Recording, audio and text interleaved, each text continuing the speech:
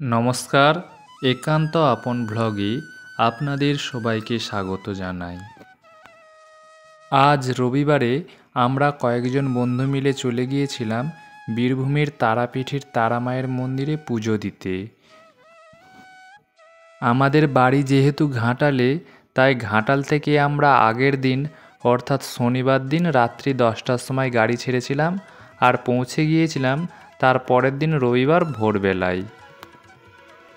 তারাপীঠে পৌঁছেই সবার প্রথমে আমরা একটা রুম ভাড়া নিয়েছিলাম। সেখানে আমরা সবাই স্নান সেরে ফ্রেশ হয়ে নতুন পোশাক পরে তারপর পুজো দিতে চলে গিয়েছিলাম। মন্দিরের সামনের দোকান থেকেই আমরা পুজোর ডালি কিনে ওখান থেকেই একটি পান্ডা ধরে আমরা পুজোর লাইনে দাঁড়িয়েছিলাম। যদিও আমরা সাধারণ লাইনে দাঁড়াইনি, আমরা ভিআইপি লাইনে দাঁড়িয়েছিলাম।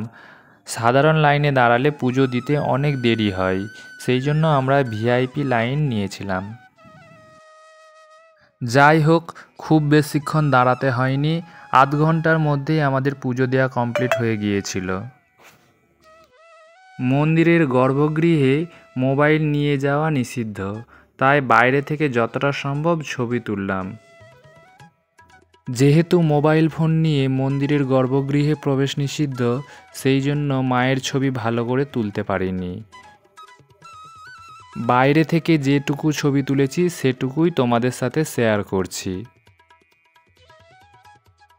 পুজো দেওয়ার পর মন্দিরের বাইরে এসে কিছুক্ষণ ঘোরাঘুরি করছিলাম।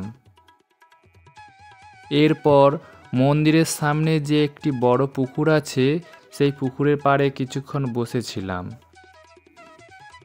এরপর সেখান থেকে বেরিয়ে সোজা চলে গিয়েছিলাম মন্দিরের পিছন দিকে শ্মশান দেখতে, যেখানে বামাখ্যাপার সিদ্ধিলাভ হয়েছিল। এরপর আমরা রুমে ফিরে গিয়েছিলাম এবং কিছু খাওয়া দাওয়া করে বাড়ির পথে রওনা দিয়েছিলাম। আজকের আমার ব্লগটি আপাতত এইটুকুই।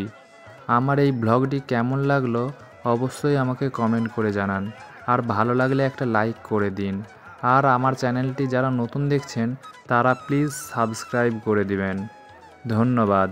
ভালো থাকবেন, সুস্থ থাকবেন।